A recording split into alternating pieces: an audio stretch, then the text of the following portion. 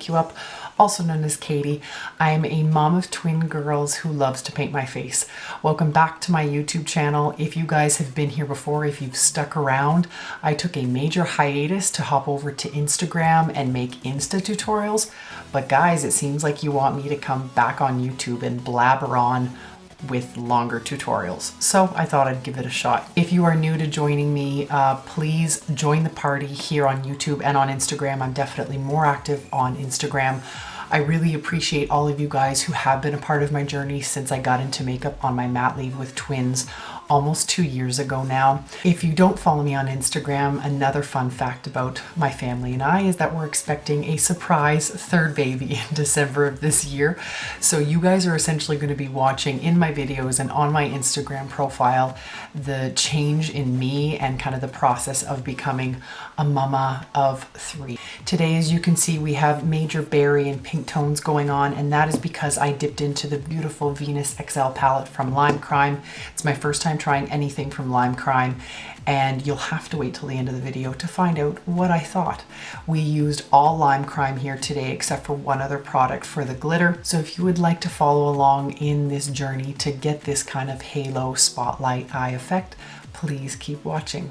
Okay, it feels so awkward to be talking to the camera instead of just making funny faces at you guys. I'm going to start off with Scallop in the Venus XL palette, M505 from Morphe. This is the basic blending brush that I use to apply any color in terms of diffusing it all over the eye. That is what I start with. All through the crease. My base is the Tarte Shape Tape, and I do not set my base anymore. This is, like I said, the first time I've used this palette. So far it seems like the shadows respond well to that, but I haven't been setting my lids for a few weeks now. And I really enjoy the color payoff that comes from not setting the lid. I'm now going to go in with Goddess from the palette Ride or Die R39 brush from Morphe. It is just the perfect size tapered brush, and I adore using this for getting those shadows right in the crease where I want them. I tend to just put the colors on either side and work from there. And I do tend to drag colors a little bit over the top just with the excess on my brush afterwards. And then right at the very end here, I'm just gonna drag that across the top. A mix of Triumph and Passion. That's this color down here and this gorgeous, gorgeous, vibrant fuchsia color at the top. The inner part of my eyes with halos can be tricky with that R39 brush, so sometimes I go in with a smaller, more tapered brush. So I'm going in with the 507, the M507 of course from Morphe, and again with those same colors, just so that I can get some more precision.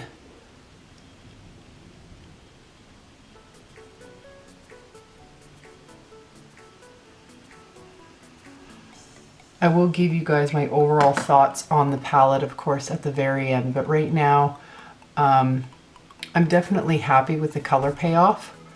I've heard very mixed reviews about this palette overall on YouTube at least, but I'm definitely happy with the color payoff overall, and the blendability is pretty darn good.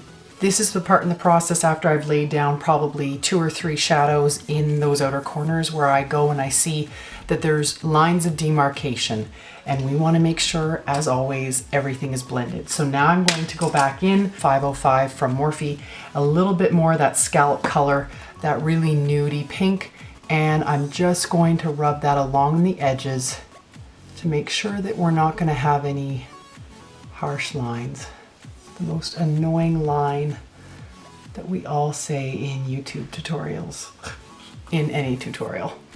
And this is the interesting thing I notice about my eyes. So I get a lot of lovely compliments about my eye shape, which I am very thankful for my lid space. The tricky thing I find with my eyes is because they are so darn deep set that even as I blend a color into my crease and I let my eyes rest, the color goes from being up here to down. And that's not even from just getting Botox on my forehead from before. And to do is bring up those transition shades a little bit higher so that when my face is at rest, you're still getting that color payoff. So it's just things that as you practice makeup, you get to know your eye shape and get to know like slight adjustments that you need to do based on that. Botticelli. Just focus that more on the outer corners.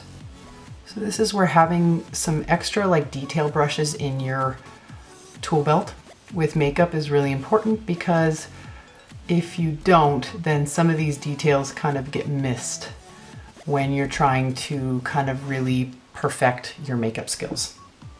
Obviously we all start somewheres, but I just bought cheap brushes from Morphe, and I find that having a few of those detail brushes really help. I love that color. Wow. What I'm basically going to do now with my Tarte Shape Tape and a little definer brush is lay down concealer right at the top, probably going from wider to thinner as I come down. We'll just kind of go with it and see what happens.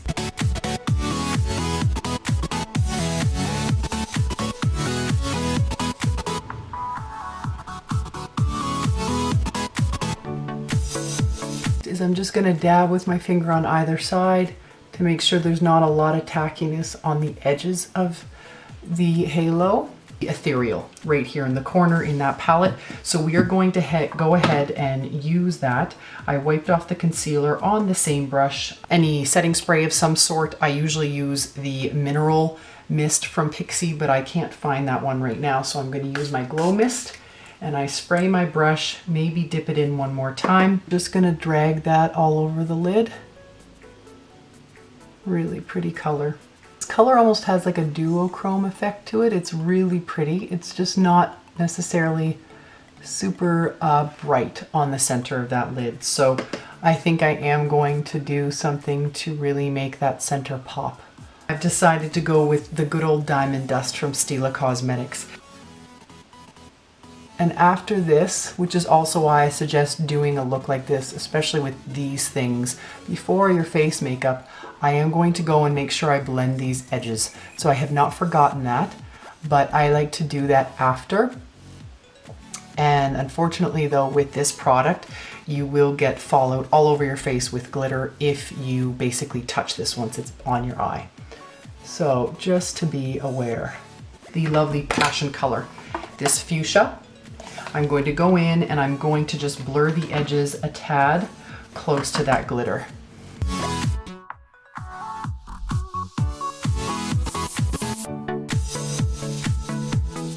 Okay guys, I figured since it's my first video back, let's just do everything together. If you want to skip ahead to how I do my lower lash line, feel free. Otherwise, sit down with me and do your face makeup with me. So before I started my eyes, I actually laid down the Sheer Envy Hydrating Primer Mist from Hard Candy. It's the 12-hour power, and it's essentially a coconut primer mist from what I understand. So my face is nice and primed. It's still a little bit sticky. And before I go in with my foundation, I am going to go in with my favorite concealer, the Wet n Wild Photo Focus Concealer. I just can't seem to put it down. And we are just going to spot conceal. And we're just gonna pat that into the skin.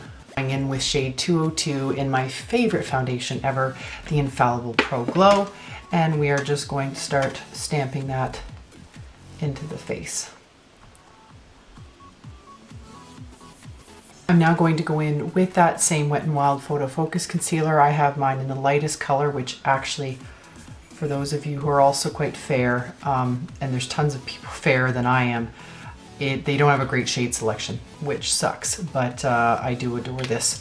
I'll also mention that my lashes, which I suddenly appeared with on video, are Storm Lashes in the style Storm. If you guys follow me on Instagram, you know that Storm Lashes are the only ones that make an appearance basically in all of my photos.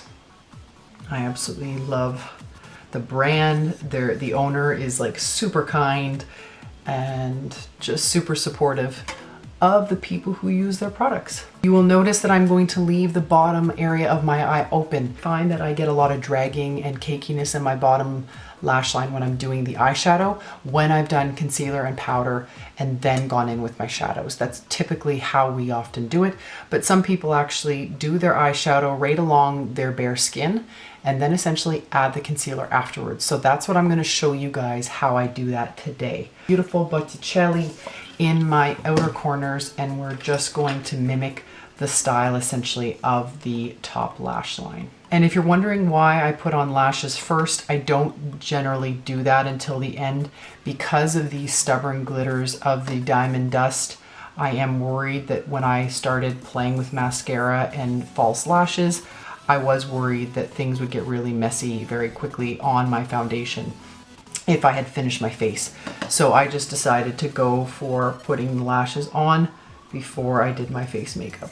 Go right over top with that passion color, which is that beautiful fuchsia at the top of the palette. Blend this guy out a little bit on either side. Going to blend the edges with my other detail brush, that 506 we talked about. And with lashes on, this is a bit tricky to make sure that I have cohesiveness with the top and bottom. But that's one of the big things with any of these looks, is to make sure that you have some semblance of connection between that top and bottom lash line. Unless for some reason you're going for a look that you want them disconnected, which is also totally cool.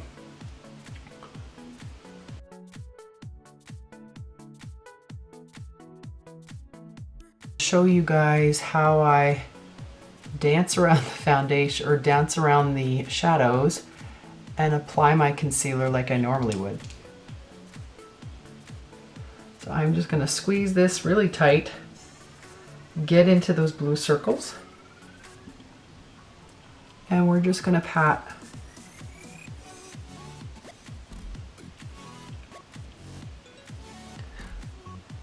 only shade outside of the palette that I am going to use to highlight my inner corner. I'm going to go in with Vinyl from MAC, good old Jaclyn Hill recommended inner corner highlight. I'm going to go do my eyebrows before I do the rest of my makeup, and I'll be right back. In my excitement, I realized I didn't powder any of my face. So we are going to do that now. I'll show you guys how I do that. My favorite powder for a long time was the Maybelline Loose Finishing Powder. I've gone back, however, to my RCMA Translucent Setting Powder. I was finding that I was getting a little bit of cakiness with the Maybelline one. I don't know if it was just because my skin was having a rough time or what, but I've decided to switch back. One of the tricks I find though to make sure that you're not packing on too much powder, which can create that cakey look, is to actually balance out some of the powder, the excess stuff, on your hand before you go and apply it to your face. And I do notice that my pores are accentuated a little bit with this glowy foundation, so I am just like mattifying a little bit of this glow right along my jawline. Next, I'm going to go in with a powder and an all over face powder, I should say, and I'm going to go in with my Candle Glow from Laura Mercier. This is in shade 1. As you can tell, it's been very well loved. I'm going in with my E41 from Morphe and trying to dig up enough of that. This is a ride or die product for me. Just keeps that shine from your foundation. So if you're using a glowing foundation and you don't want to put powder all over it, which seems like a waste of product, I highly recommend this because it just keeps the glow to your face, but then lessens if you're worried about the grabbing from other powder products, I should say. It's a great all over powder. With my Morphe E2 brush, and going in with Butter Bronzer.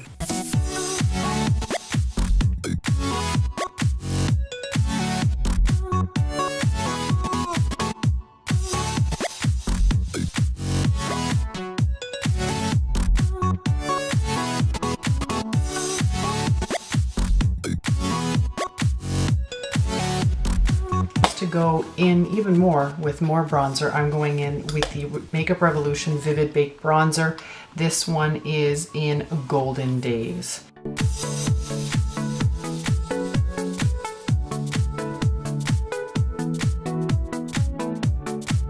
One of the tricks that I always use to make sure that everything is blended into the hairline, because to me, if I'm going to potentially be taking photos with my hair pulled back, I don't want that white line to be detectable in photos from where your hair meets the skin.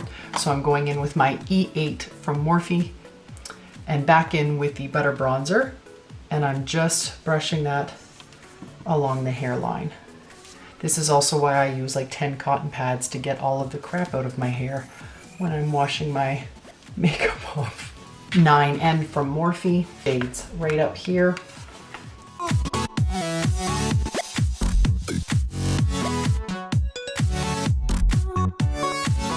For highlight today, Essence Pure Nude Highlight.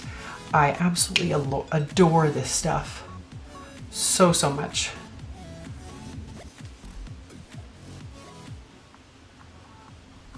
I'm going to disappear, go put on mascara on my bottom lash line and pick out a lip color because I can't decide right now.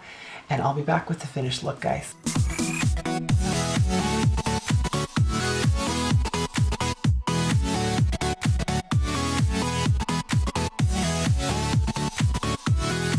Okay guys, so that is a wrap. I can't believe I'm back on YouTube.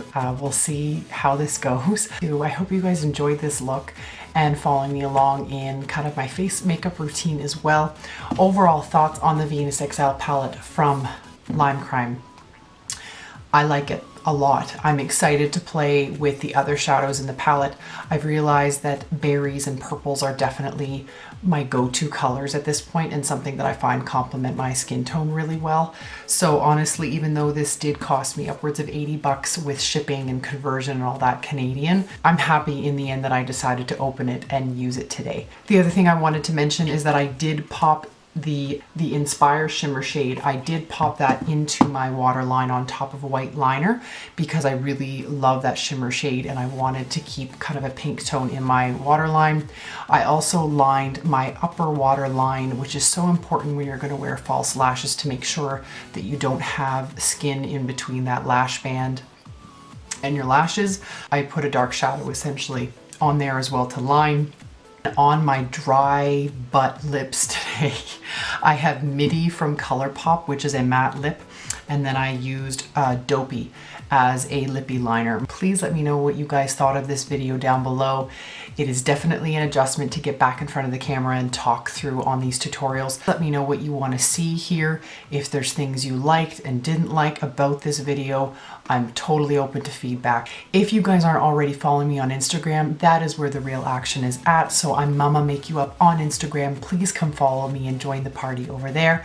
And make sure you subscribe to this channel as well. I will probably continue to do Instagram tutorials as well as YouTube tutorials here and there.